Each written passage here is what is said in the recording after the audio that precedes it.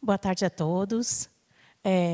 Queria apresentar meu companheiro de apresentação, que é o Marco Túlio, né? A gente vai estar fazendo esse trabalho junto. Esse trabalho a gente já está desenvolvendo em parceria faz um bom tempo, faz quase uns 6, 7 meses que a gente vem conversando e dialogando sobre o tema.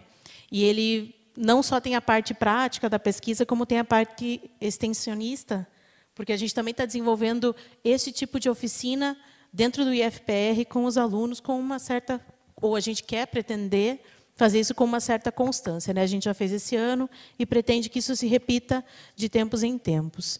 Essa pesquisa, então, junta as nossas partes de atuação. Eu sou professora do IFPR, eu trabalho com adolescentes, principalmente com o ensino técnico integrado ao ensino, movimentos onde a gente começa a ver a disseminação de fake news. Bom, daí então a gente vem nessa discussão da tecnologia e informação, considerando esses avanços tecnológicos que levaram a essa disseminação de produção de conteúdo online, mas que impulsionou essas tecnologias, a gente acredita que impulsionaram essas produções e também da fake news, acreditando que não é um fenômeno novo, como a gente tem discutido aqui no evento desde ontem, né, discutindo isso, de que não é só por causa das redes sociais que existem as fake news, mas que com as tecnologias de informação isso tem se impulsionado. E isso, principalmente, a gente vai ver nos processos que já existiam nas mídias de massa, né, tanto de ocultar ativismo no YouTube.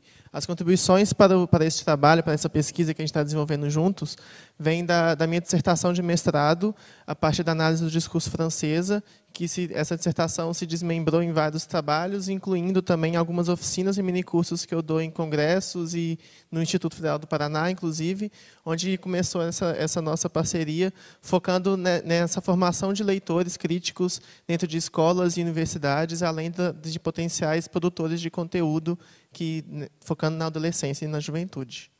Então, o foco desse nosso trabalho, nesse primeiro momento, não é ver as fake news exatamente no ponto onde a gente se encontra na maior parte dos trabalhos apresentados, que é já nas mídias em rede, né, nas mídias sociais, mas sim nas mídias de massa, que eram os primeiros informações, como você dá informações que são falsas, confusas, desencontradas, você assoberbar certos dados, ou você diminuir a importância de certos resultados, você trocar ou desmerecer algumas agências através do uso de palavras, fatos, adjetivos, de você fazer estruturações, frases, enunciados que gerem dúvida sobre aquele conteúdo. E isso vai causando dois aspectos que a gente acha fundamental, então, que é a disinformation e a misinformation. E isso são os aspectos principais que a gente vê que desencadeiam a formação de uma fake news dentro desses veículos de massa. Isso é bem interessante, porque quando você vai trabalhar dentro da escola, a escrita é uma realidade. Então, o que está no livro didático, o material que o professor traz, ele é uma realidade, ele é verdade. E se não há esse questionamento sobre isso é uma parcela da realidade, isso é uma fonte de verdade, mas pode ser que não seja, o texto escrito carrega em si próprio, dentro do ensino médio, uma vertente de formação. E isso acarreta com que as fake news sejam ainda mais fáceis de tomar cor e voz para esse tipo de público.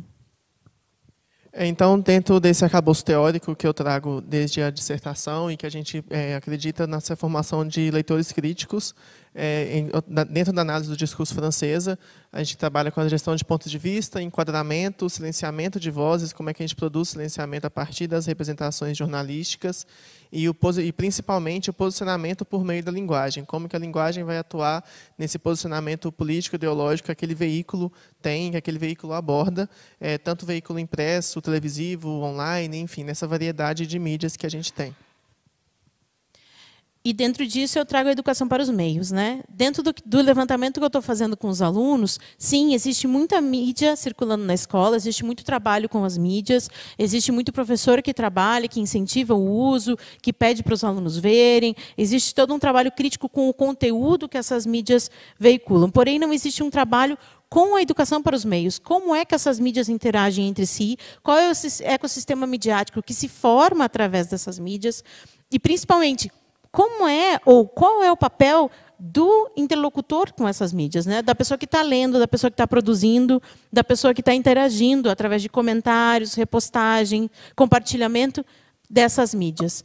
Isso não é trabalhado. E aí você vê discursos dos alunos falando assim, o que te levaria, por exemplo, a deixar de consumir uma mídia? Por exemplo, se ele usa muito o Instagram. O que te levaria a deixar de consumir o Instagram?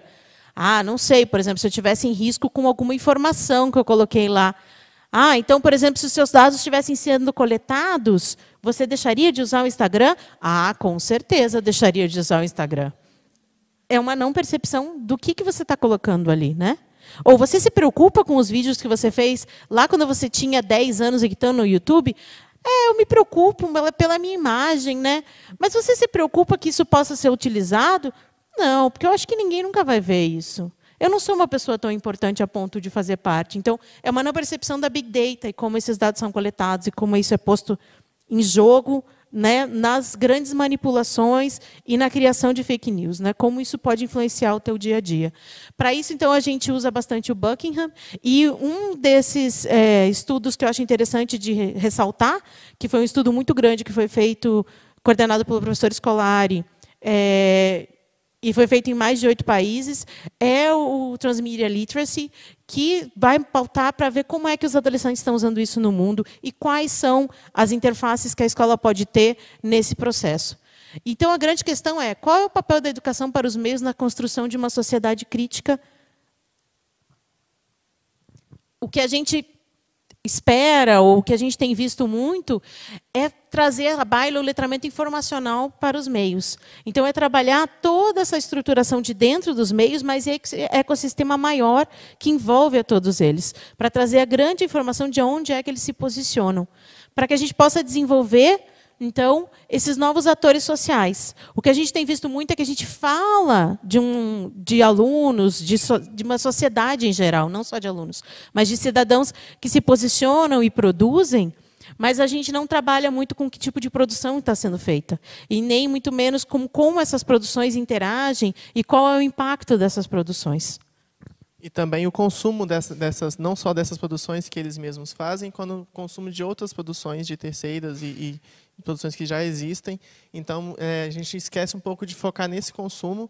Então, a nossa ideia é trabalhar todas essas ideias, esses conceitos de educação para os meios, de gestão de ponto de vista e posicionamento por meio da linguagem, problematizar isso em sala de aula, para que esses estudantes se tornem esses cidadãos e leitores críticos, consumidores de informação midiática e produtores também, que são produtores em potencial, com essa criticidade de pensamento e de posicionamento também ao consumir essa informação.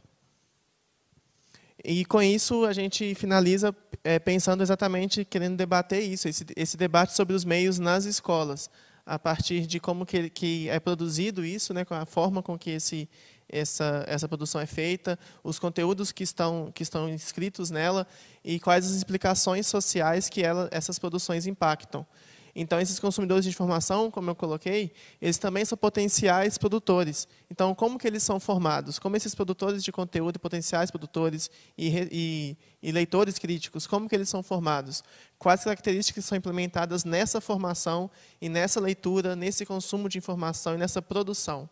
Então, a gente acredita que esse é o papel de nós, pesquisadores, educadores e profissionais da comunicação, da letras, educação, de como que a gente pode debater isso na escola para trazer essa formação crítica da escola para a sociedade. Porque os alunos querem ter voz. E da onde eu venho, do lugar de fala de onde eu venho, eles têm voz. Então, eles produzem jornais, produzem vídeos, produzem conteúdo, mesmo que seja demandado pela escola. Porém, qual é esse lugar de voz, né? Se você coloca um vídeo no YouTube, para que ele se dá? Para que ele serve? E qual é o espaço que aquilo gera? E para quem ele está sendo veiculado? E quais são as consequências de você colocar um vídeo no YouTube ou em outra plataforma? Então, esse tipo de raciocínio sobre o que está sendo produzido através da escola e como é que a gente coloca esses cidadãos no mundo é que a gente quer ressaltar. Obrigada. É isso. Obrigado, gente.